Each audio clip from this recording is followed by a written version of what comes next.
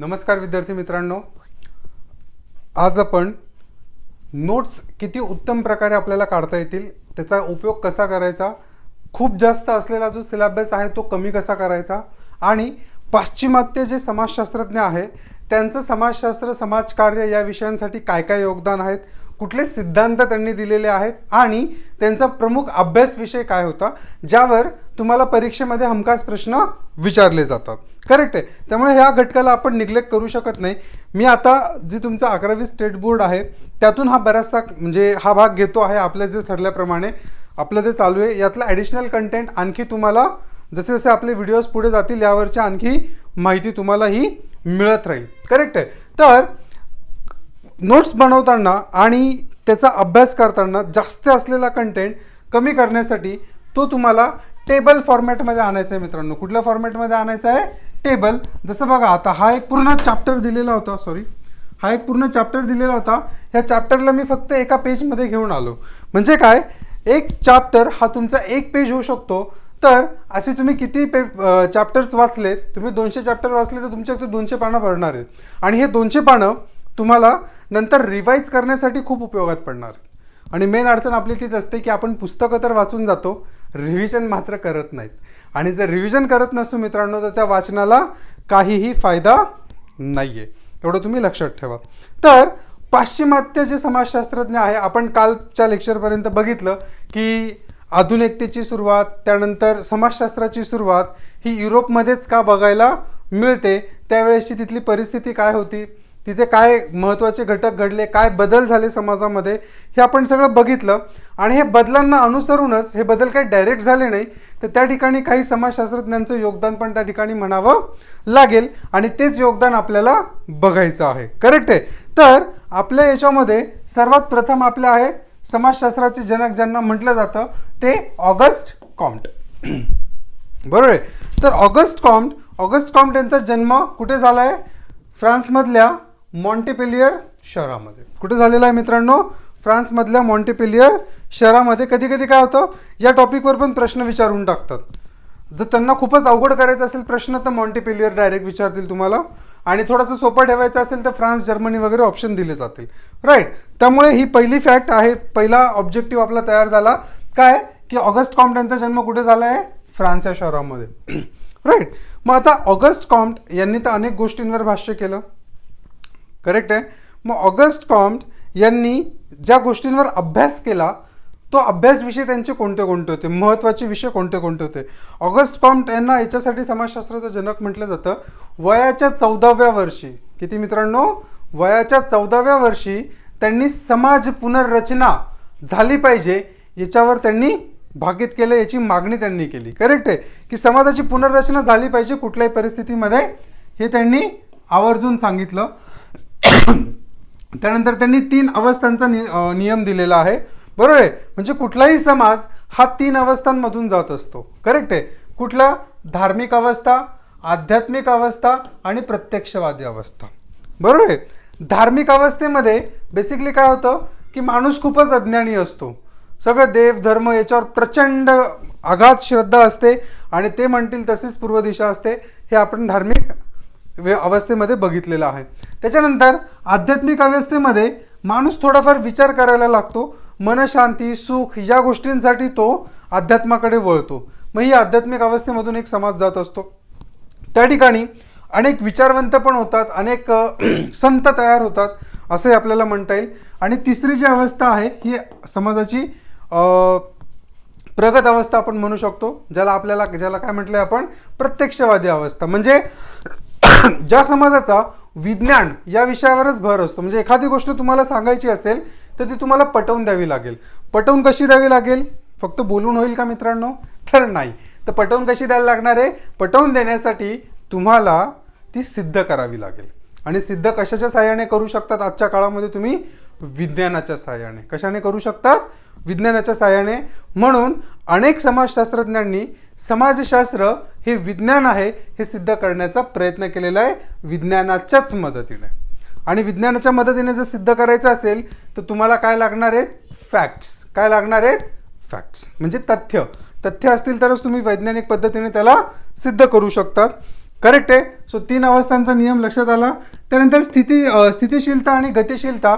एखाद्या समाजामध्ये स्थितिशीलता कधी येते, गतिशीलता कधी असते, कुठल्या गोष्टींचा परिणाम एकमेकांवर होतो, हे पण याचा पण अध्ययन विषय कोणाचा होता? ऑगस्ट कॉम्प्टनचा होता. करेक्ट आहे. आता तुम्ही काय, आता हे तुमचं स्टेट बोर्डचे नोट्स आहेत. करेक्ट आहे. तर ह्या स्टेट बोर्डचे नोट्स वाचत असताना याच्या खाली तुम्ही थोडीशी एक जागा सोडा, एक अर्धा पेज किंवा पेजभर, आणि ऑगस्ट कॉम्प्ट तुम्हाला ज्या पण पुस्तकात वाचायला मिळेल त्यामध्ये जर काही नवीन पॉईंट्स तुम्हाला मिळाले तर लगेच त्या ठिकाणी ॲड करा. काय करा? लगेच ॲड करा. तुमच्या परफेक्ट नोट्स तयार झाल्या. मित्रांनो, या नोट्सवर तुम्ही एकदा फक्त ग्लान्स केला, एकदा बघून टाकलं, एकदा नजर टाकली तरी पण तुमचं सगळं रिव्हिजन होणार आहे. राईट. तर जाऊया. दुसरे जे आपले विचारवंत आहेत त्यांचं नाव आहे Harriet Martina. Okay. Harriet Martina जसं ऑगस्ट कॉम्प्टनना समाजशास्त्राचे जनक म्हटलं जातं, फादर ऑफ सोशियोलॉजी म्हटलं जातं. करेक्ट आहे. तसंच पहिली महिला समाजशास्त्रज्ञ कोण? पहिली महिला समाजशास्त्रज्ञ म्हणून हॅरिएट मार्टिना यांचं नाव घेतलं जातं. कोणाचं नाव घेतलं जातं? हॅरिएट मार्टिना, पहिली महिला समाजशास्त्रज्ञ. लक्षात ठेवा, मी इथे पुन्हा लिहिलं ही गोष्ट कारण ही महत्त्वाची फॅक्ट आहे, याच्यावर प्रश्न येऊ शकतो.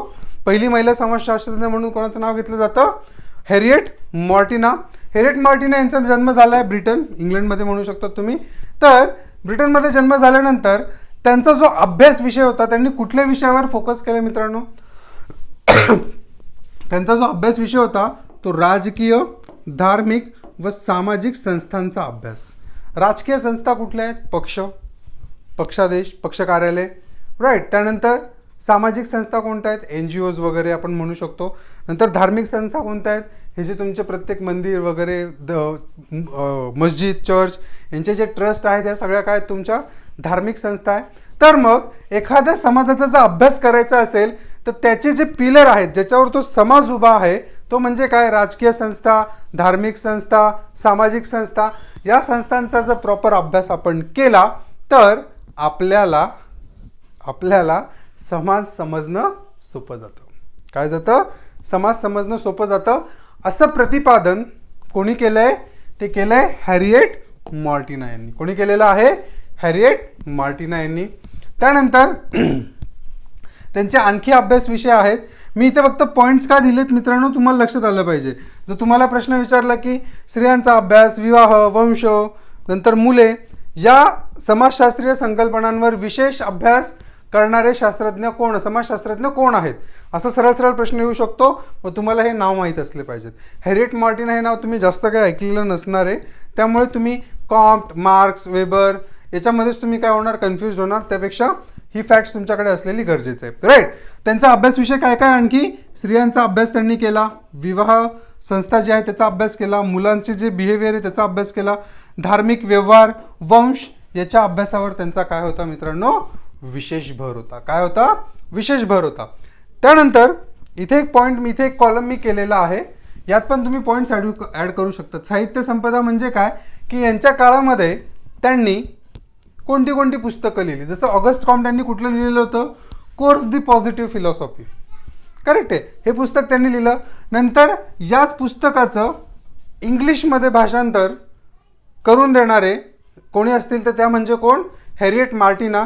म्हणून असं म्हटलं जातं की इमाईल दर्खिम यांची वेस्टर्न युरोपला किंवा इंग्लंडला किंवा ब्रिटनला किंवा जे युरोपियन देश आहेत त्यांना ओळख करून देणारं, कारण यांनी जे लिहिलं होतं ते फ्रेंचमध्ये लिहिलेलं होतं, फ्रेंचचं भाषांतर त्यांनी इंग्लिशमध्ये केलं, तर त्यांची ओळख करून देणारे जर कोणी असतील तर त्या म्हणजे कोण? Harriet Martina. Is that clear? समजतंय? नक्की. चला पुढे जाऊया नेक्स्ट याच्यामध्ये. ओके. आणि महत्त्वाची गोष्ट, ही जी PDF आहे मित्रांनो, ही आपल्या ॲपवर आपण टाकलेली आहे. सो तुम्ही तिथून ती डाउनलोड करू शकतात. फ्री कंटेंटमध्ये आहे ती, तुम्हाला ती बघता येईल त्या ठिकाणी. तिथून तुम्ही ते बघून घ्या, तुमच्या उपयोगासाठी येईल ते. राईट. आणि याच्यातच तुम्ही नंतर ॲड करत चला. राईट. त्यानंतर आहेत तुमचे इमाईल दर्खिम. इमाईल दर्खिम यांचं पण कॉन्ट्रीब्युशन समाजशास्त्रामध्ये खूप मोठं मानलं जातं. त्यांचा जन्म झाला आहे फ्रान्समधल्याच एपिनल या शहरामध्ये. कुठं झालेला आहे? फ्रान्समधल्याच एपिनल या शहरामध्ये. तर बघा फ्रान्समधून आधी कोण होतं? ऑगस्ट कॉम्ट, त्यानंतर इमाईल दर्खिम. ओके, इमाईल दर्खिम यांनी कुठल्या कुठल्या विषयांवर अभ्यास करणं पसंत केलं? त्यांचे अभ्यास विषय काय काय होते?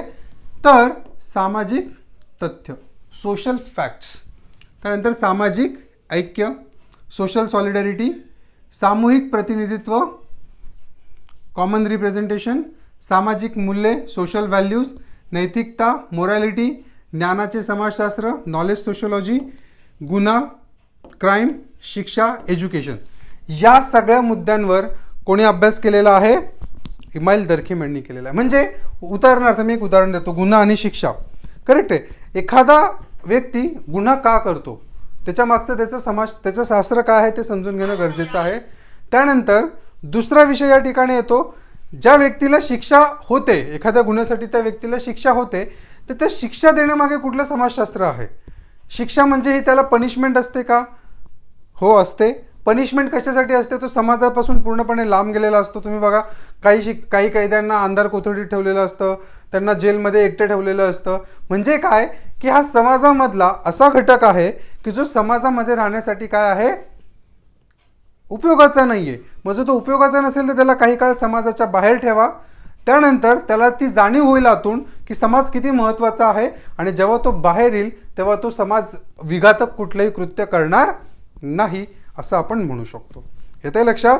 राईट. त्यामुळे या महत्त्वाच्या विषयांवर त्यांनी अभ्यास केला, आणि त्यांचा सगळ्यात महत्त्वाचा विषय ज्याच्यासाठी इमाईल दर्खिम यांचं नाव घेतलं जातं, आणि मी तर म्हणेल त्यासाठीच नाही, पण त्यांनी जी लोकांची कल्पना होती, संकल्पना होती, लोकांचे जे विचार होते ते बदलण्यामध्ये, आत्महत्येविषयी, मी आत्महत्येविषयी बोलतोय, आत्महत्येविषयी ते बदलण्यामध्ये इमाईल दर्खिम यांचा खूप मोठा वाटा आहे.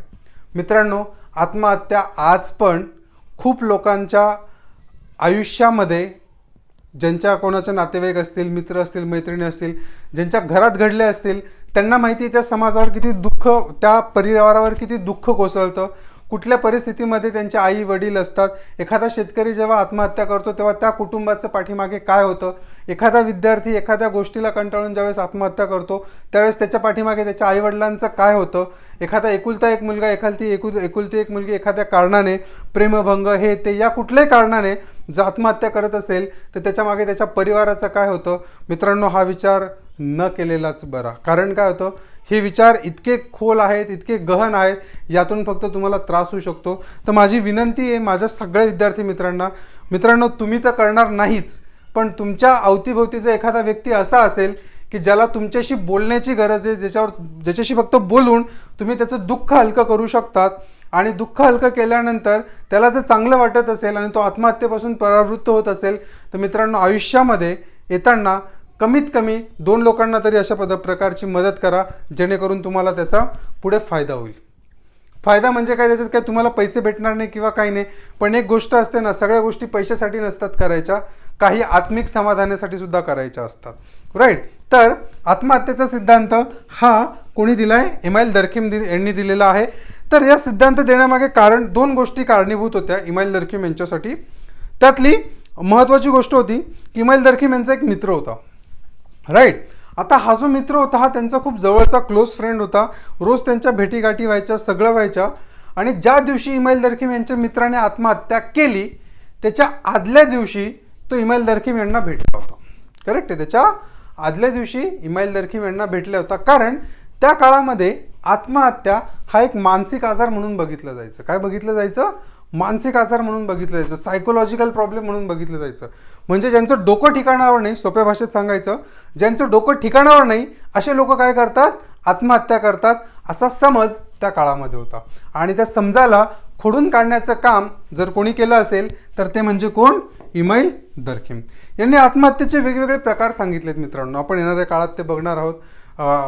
परावृत्ती, त्यानंतर स्वीकृतिक आत्महत्या, करेक्ट आहे, असे त्यागासाठी केलेली आत्महत्या, असे अनेक प्रकार त्यांनी सांगितलेत. आणि दुसरं कारण होतं त्यांचा जो मुलगा होता त्याला फ्रेंच आर्मीमध्ये त्याला भरती करण्यात आलं होतं. पण 4 वर्ष झाले, 5 वर्ष झाले, त्याच्याबद्दल कुठलीच माहिती इमाईल दर्खिम यांना भेटत नव्हती. का?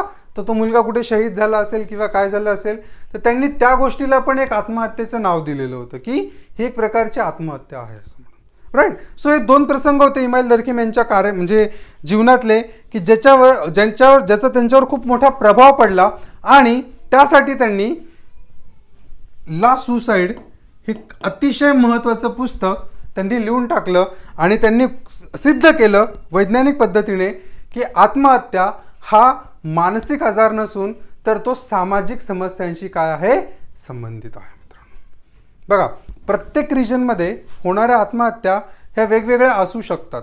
म्हणजे काय, शेतकऱ्यांची आत्महत्या एखाद्या ठिकाणी होते, शिक्षकांची होते, काही ठिकाणी एखाद्या बिझनेसमॅनची होते. त्यांचे कारणं वेगवेगळे असतील तर त्याला सायकोलॉजिकल इम्पॅक्ट न धरता त्याला काय घेतलं गेलं पाहिजे, त्याची सामाजिक कारणांची कारणमीमांसा केली पाहिजे, असं सांगणारे कोण होते, तुमचे इमाईल दर्खिम होते. करेक्ट आहे, येते लक्षात. ओके, पुढचे आहेत तुमचे विल्यम डुबोई. विल्यम डुबोई यांचा जन्म हा अमेरिकेमध्ये झाला. विल्यम डुबोई हे एक अतिशय हुशार व्यक्तिमत्व होते. ते एक नागरी हक्क कार्यकर्ता पण होते, लेखक पण होते, संपादक पण होते, बरोबर आहे. आणि त्यांचं सगळ्यात महत्त्वाचं जे लिखाण होतं ते कशाविषयी होतं मित्रांनो, वंश आणि वंशभेदाची ओळख. बरोबर आहे. एखादी आपण रेस म्हणतो किंवा इथनिसिटी म्हणतो आपण, राईट. वंश हा एक महत्त्वाची गोष्ट असते आणि वंशभेद का केला जातो याच्यावर त्यांनी अतिशय महत्त्वाचं लिखाण केलेलं आहे.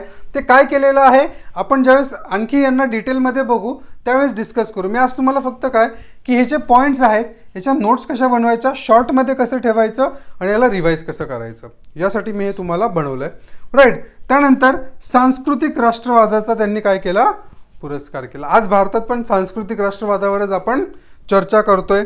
प्रत्येकजण आपली संस्कृती कशी श्रेष्ठ आहे, आपली संस्कृती हेच राष्ट्र. ओके, ही जी संकल्पना आहे त्याला आपण काय म्हणतो, सांस्कृतिक राष्ट्रवाद. आणि याचा पुरस्कार करणारे कोण होते, तुमचे विल्यम डुबोई. येते लक्षात. नक्की डिफिकल्ट वाटते का रे मित्रांनो, नाही. मी तुम्हाला जेवढं सोपं करता येईल तेवढं सोपं करून देतोय. आणखी याच्यावर आपल्या बऱ्याच चर्चा होणार आहेत आणि बिलीव्ह मी एक्झामपर्यंत, राईट, एक्झामपर्यंत यातला प्रत्येक शब्द हा तुमच्या तोंडावर असेल याची शाश्वती माझी आहे, राईट. आता यांनी लिहिलेलं पुस्तक त्याचं नाव काय आहे, द फिलाडेल्फिया निग्रो या नावाचं पुस्तक त्यांनी लिहिलं आणि त्यातून त्यांनी बेसिकली साऊथ आफ्रिकेमध्ये त्यांनी बरंचसं काम केलेलं होतं. त्यातून त्यांना ते सुचलं आणि त्यांनी ते पुस्तक त्या ठिकाणी लिहिलेलं आहे, राईट. पुढचे आपले एक शास्त्रज्ञ आहेत, समाजशास्त्रज्ञ, ज्यांना समाजशास्त्रज्ञ पण म्हणता येईल, ज्यांना अर्थशास्त्रज्ञ पण म्हणता येईल, त्यांना राजकीय तत्त्वज्ञ पण म्हणता येईल, त्यांना फिलॉसॉफिकल लीडर पण म्हणता येईल, बरोबर आहे. कारण यांनी जे लिखाण केलं हे लिखाण त्या काळातल्या जी समाजव्यवस्था होती, समाजाच्या ज्या अवस्था होत्या, समाजाची जी गरज होती त्याला ओळखून त्याच्याबरोबर अभ्यास करून त्यांनी हे लिखाण केलेलं आहे. आणि त्या व्यक्तीचं नाव आहे कार्ल मार्क्स. काय त्या व्यक्तीचं नाव, कार्ल मार्क्स.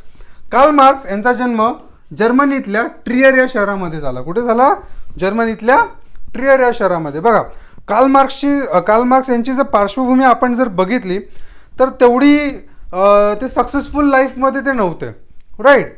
कारण अनेक देशांमधून त्यांना त्यांच्या क्रांतिकारी विचारांमुळे त्यांना जावं लागलं, देश सोडावे लागले. त्यांचं फॅमिली मॅरेज सिस्टीम पण म्हणजे जे त्यांचं कुटुंबिक जीवन होतं ते पण काही तेवढं सुखासुखीचं नव्हतं. त्यांचं अनेक कलह त्याच्यामध्ये झालेत आणि त्यातून कार्ल मार्क्स यांचा जन्म झालेला आपल्याला बघायला मिळतोय आणि तो त्यांच्या लिखाणामध्ये पण आपल्याला दिसतो. त्यांचं सर्वात महत्त्वाचं जे कॉन्ट्रीब्युशन आहे तो म्हणजे काय, वर्ग संघर्षाचा सिद्धांत. काय आहे, वर्ग संघर्षाचा सिद्धांत. त्यांनी सांगितलंय प्रत्येक समाजामध्ये काय, प्रत्येक समाजामध्ये दोन प्रकारचे वर्ग हे नेहमी अस्तित्वात असणार. काय असणार, नेहमी अस्तित्वात असणार. आणि एक वर्ग असा असेल की ज्याच्याकडे सगळ्या उत्पादनाच्या जे उत्पादनाची जी संसाधनं आहे ती त्यांच्याकडे असतील आणि दुसरा वर्ग असेल की जो त्या उत्पादनाच्या संसाधनांवर फक्त काय करणारा असेल, काम करणारा असेल. त्यामुळे त्यांनी आहे रे वर्ग आणि नाही रे वर्ग याची संकल्पना मांडली आणि त्यांनी सांगितलं की आहिरे वर्गाचे ज्यावेळेस शोषण वाढेल, आहेरे वर्ग ज्यावेळेस नाहीरे वर्गाचं शोषण करेल त्यावेळेस नाहीरे वर्ग एकत्र येतील आणि ते क्रांती घडवून आणतील आणि त्यावेळेस कामगारांची सत्ता येईल, लेबर जे असतील त्यांची सत्ता येईल, असं प्रतिपादन करणारे कोण होते, कार्ल मार्क्स होते. कोण होते मित्रांनो, कार्ल मार्क्स होते. त्यांनी सांगितलं होतं की आर्थिक घटक हाच समाजातील वर्गाचा पाया असतो. काय सांगितलं होतं? जे आर्थिक घटक आहे हाच तुमच्या समाजातील वर्गाचा काय असतो? पाया असतो. आणि हा पाया नेहमीच दोन गटांमध्ये काय करणार आहे? संघर्ष घडवून आणणार आहे. बरोबर आहे. मग त्यांनी वर्ग संघर्षाचे विश्लेषण केले, विस्तृत विश्लेषण केले आणि त्यामध्ये त्यांनी काही पॉईंट्स टाकले, ते आपण फक्त सांगूया, डिटेलमध्ये नंतर बघू. त्यात पहिला होता मालमत्तेचे महत्त्व, वर्गाचे ध्रुवीकरण, अतिरिक्त नफा. ज्यावेळेस आहेरे वर्ग हा अतिरिक्त नफा कमवायला लागेल, याचा अर्थ नाहिरे वर्गाला त्याला पाहिजे तेवढा त्याचा मोबदला दिला जाणार नाही, त्याचं शोषण केले जाईल, त्यातून दारिद्र्य वाढेल आणि संघर्षाला काय होईल? सुरुवात होईल, असं प्रतिपादन कार्ल मार्क्स यांनी केलं. बरोबर आहे. त्यानंतर परात्मता. परात्मता म्हणजे काय? याला थेरी ऑफ एलिनेशन पण म्हटलं जातं आणि हा पण कार्ल मार्क्सचा एक खूप महत्त्वाचा सिद्धांत आहे. आता थेरी ऑफ एलिनेशन याचा एक्झॅक्टली अर्थ काय होतो?